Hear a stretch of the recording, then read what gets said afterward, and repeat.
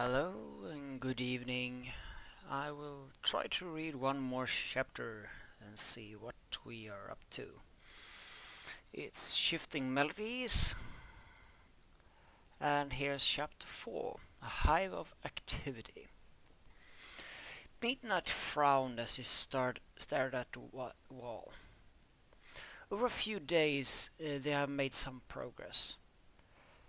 Nara had convinced her friend about telling the truth about that bastard child, and arranged a meeting. And it had gone quiet. Well, yeah, his wife has been pissed, but a mistake was a mistake, and she knew her husband loved her. They eventually settled down, just custody of this fall, and everyone was going to be one happy family. They agreed to stop supporting Toll Taker, and even arresting a few of her goons when they swung by to progress for a progress report. What was annoying Zong, though, was that she was still stuck in the damn silently and like sexy cheerleader, while she was looking good in a cheerleading form. It wasn't really her thing. She stared up at the wall. Several lines had been removed or replaced, showing what they had done so far, how they are affecting Toll wrongs doing and whatnot. It was quite a substantial amount of progress, Ledger said as pulling a few more black strings off the wall. Next up, when Narrow going to confront her guards about the Devol's loyalty.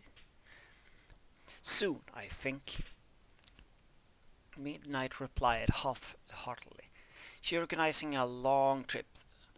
Oh, that type of training where you go out in the wilderness for a few days. She's taking them, the suspected ones, confronting them why not you go of fear, interrupting, or interference. Good, the unicorn said as he turned to some of the ones that had already pulled one more of the few red and blue off the wall. The spider was getting nervous now that her web is coming undone around her, he observed. And she's looking into everyone, at least low-ranking guys anyways. She figured out a rookie with a heart of gold and a lung muscle. The ones closer to her have too much to lose if she goes down, so I'm safe for a little while longer yet. You know, Midnight sighed as she lay on her head on the desk. It'd be a lot easier if you just tell me your secret. You won't think any less of you, you know? Ledger paused for a moment before looking at Midnight and sighed to himself. I can't, he simply said. Not with things as they are. It would be metaphorically destroy me if I told you my secret. Which is why she has to go. She knows, and would not shy away from telling the world if she suspected I had a hoof in her demise. Fine, whatever, Midnight pouted. Be all cryptic and crap. She stood and walked towards the door. I'm going to take a walk. All this sitting around will make me resemble a cockatrice victim soon. Just be careful out there, Ledger said as she left. She is not above having you injured, if you make it obvious that you're part of that going on. I dare say she'll start trying to have her goons ambush members of the guard. Would she really be that brazen? Midnight questioned. Whatever, it's not like they could make me, anyway. Once Naru comes back with a force that doesn't listen to Toll, oh yeah, she assumed the worst, and that they worries me greatly.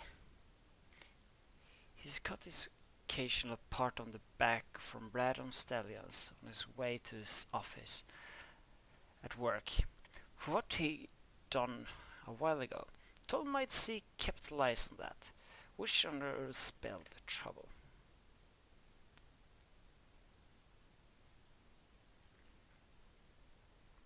Midnight walked the streets. A small frown seized her brows, a several thoughts paved in her mind. She saw narrow-headed for the city gates. Nearly a dozen mares and stallions followed her, laden down with several days' worth of camping gear. Best of luck, ma, Midnight muttered as she headed for a new favorite restaurant. The now familiar bell chimed as she walked into Freddy's establishment. She crossed the wooden floor, plopped herself down on a bar stool, her head coming to rest on the couch top. Fred, drink, she whined in a low tone. Some pony having a bad day, the griffin observed, surprisingly forgetting the flirt this time. How hard a drink are you after? Nothing too hard, she replied, not even looking up. Give me one of those fruity freely drinks. Coming right up, he said, ducking behind the bar. He grabbed the ingredients. After solid a minute of him shaking, stirring, pouring various of fluids together, he presented Midnight a reddish-orange beverage. I call this one Soothing Sunset, Frederick said. Apple, banana, mango, just a touch of rum. Too many will sneak upon you, but just one should be fine.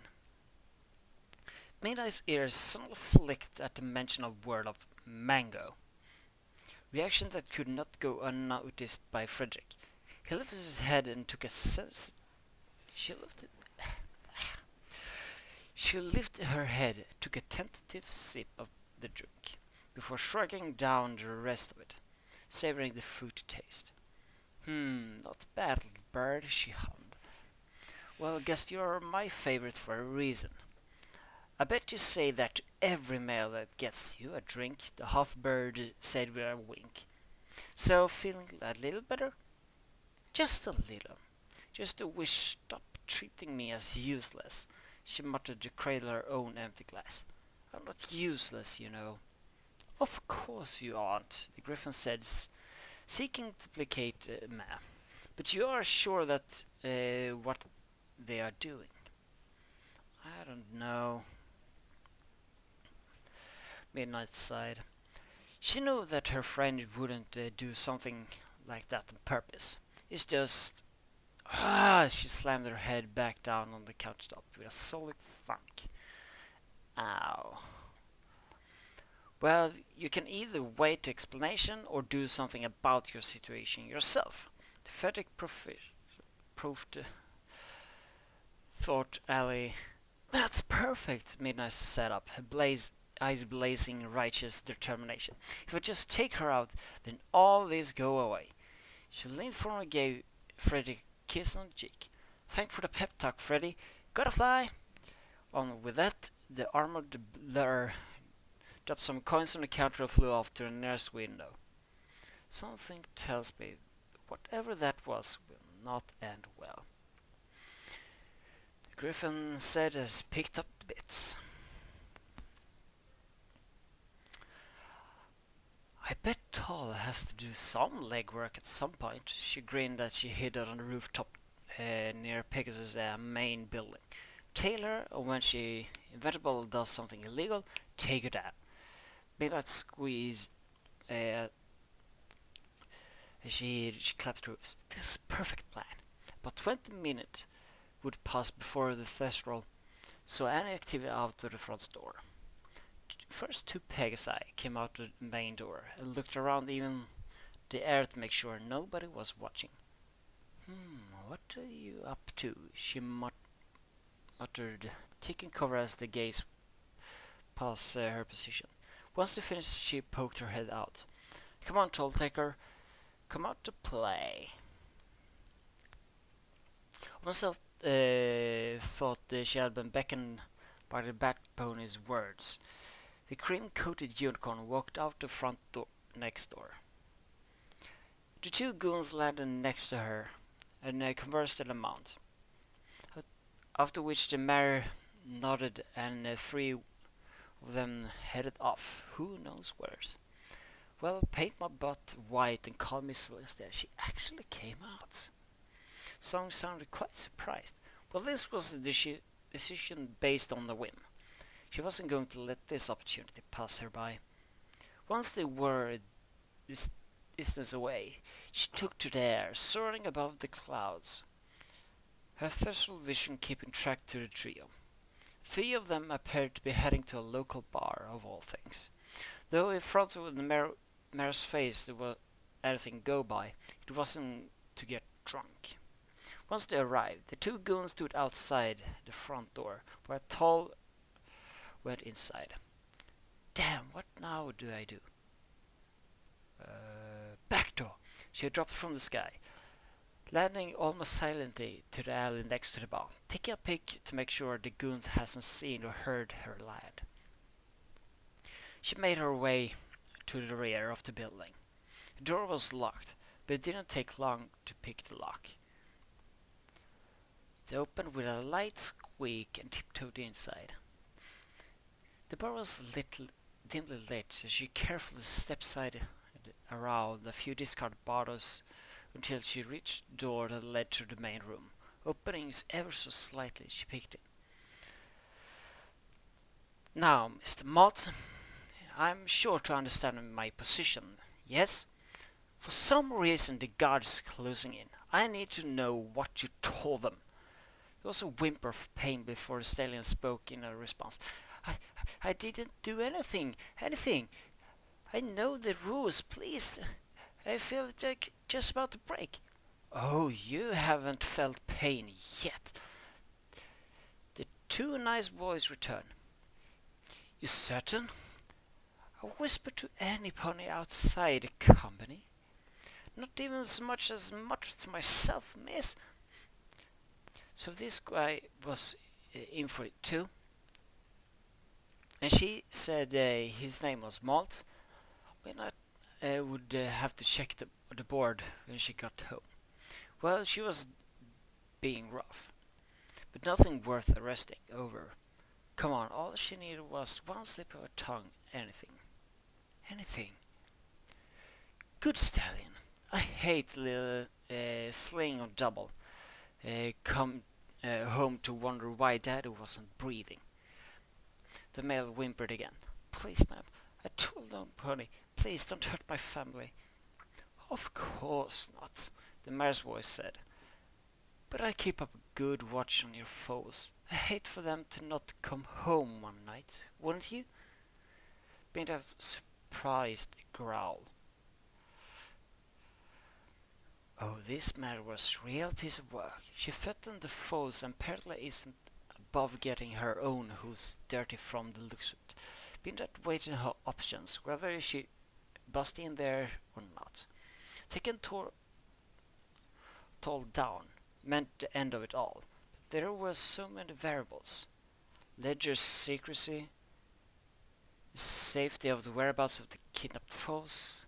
The more she thought about it, the more it was looking like a bad idea. Now then, will my next shipment be in? I'm running low on pony power. In case you were wondering about why Blunger isn't the one doing this. The mayor spoke again. Usual time. So long as the money gets them, you see things come to me, the stallion said. Do you want me to deliver them this time? I mean, without bludgeon and all. There was a gasp of release from the stallion. The sound of some pony moving around to the next room. This is why I like you, Malt. Always willing to help when proven right insertive. Do that and I can promise your family won't be the victim of my little gathering units. Midnight decided once Tall left the threshold would have her own little chat with that Malt fellow. Of, of course, man.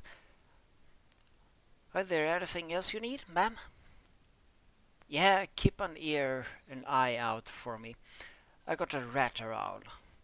In case you haven't noticed, and well, it might not be you. You're Buy's favorite of the company, and you hear anything, you think I should know, you tell me. Yes, ma'am, I know the rules, ma'am. The sound of one pony living slowly filtered over to midnight. She smiled and pressed it in. Poor Malt had barely gotten his heart under control before a voice spoke from behind him. Okay, Mr. Malt, you're going to tell me every little detail about that mare. The Earth Pony stallion shrieked and turned, holding a hoof over his heart, backing up rapidly. What? What mare? I don't see any mare. No mare. He barely got out at his fort to keep his heart in his chest. Don't lie to me, she cooed, stepping closer, her face still hidden by shadows, save for her glowing golden eyes. A thirster can tell when you're lying. A thirster can tell when you're scared. And believe me, she stepped from the shadows, her fangs glittering wickedly. You haven't even begun to know fear. The sound's second scream brought into attention to Tool's goons, though. Apparently she sent him back for some reason, and now she had lean, angry Pegasus in the doorway. And you would be the local hotshot, she heard growl out at her. Well, Craft didn't count on Malt being such a fill about all this. Being that scowl as Pegasus. Don't think we have the pleasure. Don't mind me. Just after a drink, it seems the appearance of a little off-putting to some ponies. Yeah, right, the stallion replied, dropping into a low stance right away. Malt, you keep your trap shut and leave her to me. Earth Pony nodded and made for the stairs, leaving the two, whatever they were about to do. Aw, you really want to dance with me? Midnight replied, unsheathing her wing blade. I prefer my dance parts a little more on the intelligent side. I'd be quick then, the stallion responded, keeping an eye on not the blades, but on the wings where they attached to. Along with these, she was looking. You either go out of town now, and maybe your little cold toy will live if he wasn't doing this on purpose, or totally bring the pain down on you both, little bat. This was dumb. Now Ledger was in trouble because of her, provided this guy was allowed to live. No, she wasn't going to. She shook her head and stared back at him. That guy hasn't said two words to me since I got here, and he wasn't even good looking, she said, stared the blame away from him. If you idiots remove the labels from your boxes, I might not even have been even here. She observed the opponent's particular wings and shoulders, which are most as the twitch she strike. Let me lay it out for you real simple like. He was a part of the company, you ain't. You were there, wasn't? So, way to figure it out. If nobody else fesses up being in the rat, it's your room and one of you is dying because of it. The only part of him that moved were his mouth and lungs. He kept his wing and the rest of his body perfectly still. He sure as Tartarus wasn't going to make the first move.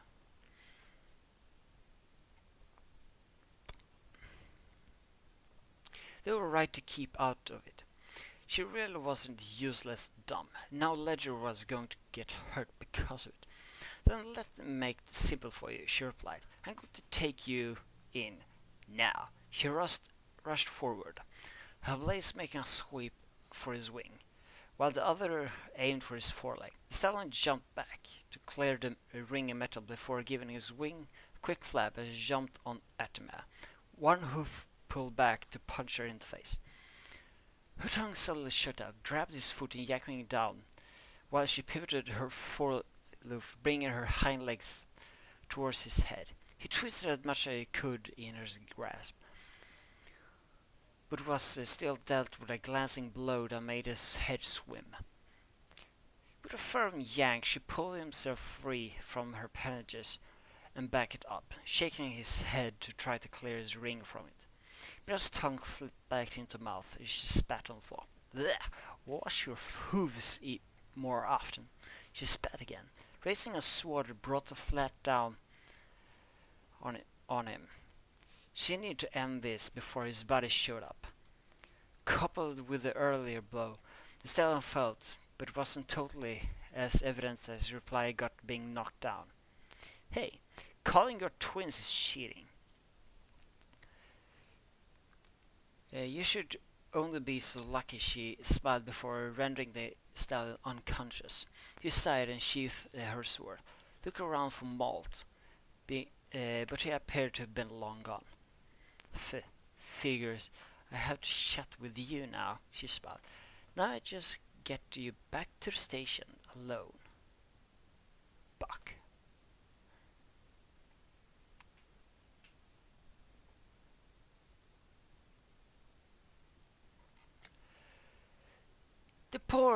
The door to Ledger's apartment slammed open as Midnight galloped in, her eyes darting around. Ledger, please tell me you are here and not dead. I have no intention to die just yet, the unicorn said as he walked out of the kitchen, a glass of lemonade hovering in front of him. Oh God, phew. Midnight breathed a sigh of relief. For a minute I thought Toll's goons would be here. She jammed a hoof into her mouth to stop her talking. Did something happen? The stallion asked, raising an eyebrow. Well, she took a deep breath. I may have followed Toll to a barn owned by a guy named Malt and confronted him. But he screamed and one of her goons came in, so I beat him up and arrested him when he said he killed you. She said with a single breath, wheezing slightly as she was done. That? Ledger sighed and shook his head. You realize someone is going to have to tell Nero that when she gets back, right? And tell me you stuck him in more sort of isolation. I did, and I will, and I'm sorry, Midnight hung her head. I didn't mean for this to happen, it's just... I thought if I could catch Toll in the act, I could arrest her and this would be all over. Toll is nothing if not careful, when she can be. When she needs to be, she's remarkably brutal. When it gets the hooves on. Ledger took a sip of his lemonade before continuing. In a way, while I love what she used it for, I have to admire the construction of her elaborate empire. Before she started tearing it down, of course. Yeah, Midnight sighed. She just knew he was disappointed in her carelessness. At least I found out how she has leverage over a pony named Malt, and that he's the one in charge of full napping from the look of it. Malt? Ledger pursed his lip, as he thought from shaking his head. No, doesn't fit. He's a single father, and he would never kidnap another's foal. I don't know who the mother was, but there's a reason she has leverage over him, because she funds the school his foals goes on to. She threatens to kidnap his foal or use the guy's name. Lungeron? Ah, I know that one, he said with a nod. Blungen, her chief enforcer, Earth Pony, doesn't talk much. And he hits hard and leaves nothing standing when he does. He sounds real charmer, Midnight said, sore stone. She sighed and looked at him. Might as well get this over with. So when do you want me to leave? What are you talking about? He asked, puzzled question. I put your life at risk because I got jealous and not doing anything, she yelled. Why? Why would you do have a useless mare like me around when all her voice dropped to barely a whisper? When all I do is cause trouble. You're not useless, Ledger responded. If nothing else, it at least to watch my back when I go back to work tomorrow. And let me ask you a few questions to make certain that you're not useless. Did Todd sound annoyed, nervous, impatient? Definitely annoyed, she muttered, staring at the carpet. She knows it's something in her company. Doesn't know who, though. In the time I worked under her directly, she wasn't only ever mildly peeved when I told her something shouldn't be done. Lydia said with a small smirk. She breaking as her empire collapsing around her. That's a good thing, right? Midnight questioned. When a pony became irritable or angry, at less pretendable and more dangerous they become. She's going to make a mistake, Miss Song. And when she does, I'll finally be free of that. He glowered for a moment before shaking his head. The only word I know that might work to describe is in shillings. And I can't say it. No pony really can. Me not in such a rump. Still, I messed up on that one. It sounded like a good idea at the time. Oh no, trust me. I thought of along similar lines when I learned that what she did. Larry said, then took the couch and sighed. The problem is that Toll Taker doesn't make mistake. When she get the time to herself and think to check all the options, never get caught. Midnight buried her face into the cushion and screamed. After a minute or so, she finally lifted her head, face flushed red from the lack of air. Okay, I feel a little better now. Get some rest, Ledger said. Wait for an arrow to come back. Not try to help insinuate on your behalf.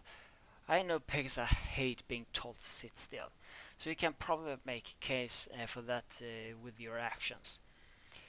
Yeah, sorry again, Minda replied as she headed to her room. What she didn't tell him was the goon knew her, knew that she had been interfering in the plans, what she had been close to leverage liver. No matter what, she mumbled to herself, I keep himself. I'll keep all my friends safe. Ledger drained his last of his lemonade and sighed. You shouldn't apologize for being yourself. There only ever one you. He chuckled weakly. Unless you are me, I suppose.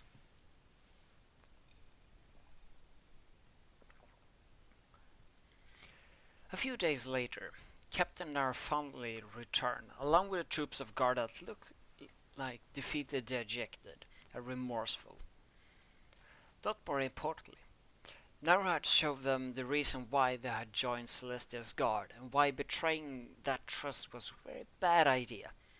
Her victorious mode deflated somewhat when she learned what Midnight Song's little escapade, and had much straight over to the shared apartment to get the finer details. Rookie, why the flying buck did you do? She yelled and practically kicked the door in, still disguised as Ledger's sister.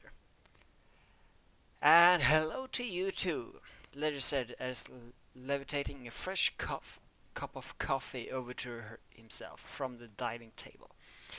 Newspaper in front of him. Please do come in, don't mind me. Level, where is that bat? I'm going to skin her alive. Naro growled as Midnight cautiously entered the room, outside her field of vision, by walking along the ceiling. "I'd rather you didn't. She's a remarkably good houseguest, and I promised to pay the rent on time," Ledger said before putting two sugar cubes in his coffee and sipping from it. "Her rent is covered by the government." Naro sighed as she closed the door and looked up. "As long as no punny no, you still get it." "Ah, can I explain?" she sheepishly said. "Oh, you better have a good one," Naro replied, grabbing the mare's tail, yanking her down to the floor. With unceremoniously thud, Ledger sighed and got up from the table, his coffee still on it, with sparkling his horn. Both mares were encased in his telekinetic field. "No, I don't want to hurt a mare. I really don't. But if you next few minutes are not following by the both of you calmly talking about your issues, the one of you is going to throw out my window, start us in the guard be damned." With that delivered, the unicorn sat himself back down at the table, pulled the newspaper open again, and let the mares go. "Now, try not to interrupt my daily coffee again, please." "Never do that again," Naro simply once he let go. "And I apologize. I've spent the 3 last whipping insolent mares and styles back into shape, and I have no idea how tall we'll react to this little upset." She sighed and sat at the table, pouring herself a cup of Ledger's delicious coffee. She took a long drink from the mug and sighed happily. "Right now I'm better. Rookie, explain." "Now." "I have no excuse, ma'am," Song replied with a salute. "I got upset being stuck on the sidelines and tried to do something by myself, while obtaining some valuable information. I also put myself in and level Ledger's lives at risk. It was stupid, foolish, and completely a rookie move." "Damn right it was." Naro nodded, then she sipped the coffee again. "And now you can be damn sure you won't pull a stunt like that again, right?" Midnight was silent for a moment. "I cannot make a promise on that, ma'am." Naro paused and her eyes made her way up. "Oh?"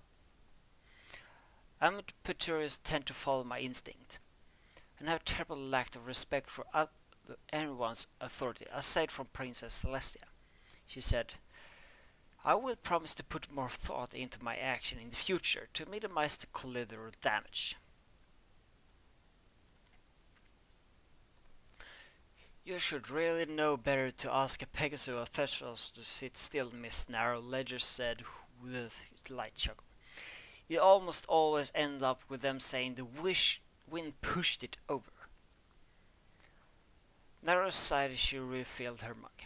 "Honestly, a pony with your acolytes shouldn't be so undisciplined, but we've also delivered a valuable asset to my station, and you and Level are here still breathing, so props for that. But," she looked at the mare with a stern gaze, "I'm going to have to place you on temporary proposition until things die down." "What?" "I want to mark it on your record, in light of the information discovered. But you will be confined inside this apartment for the most part.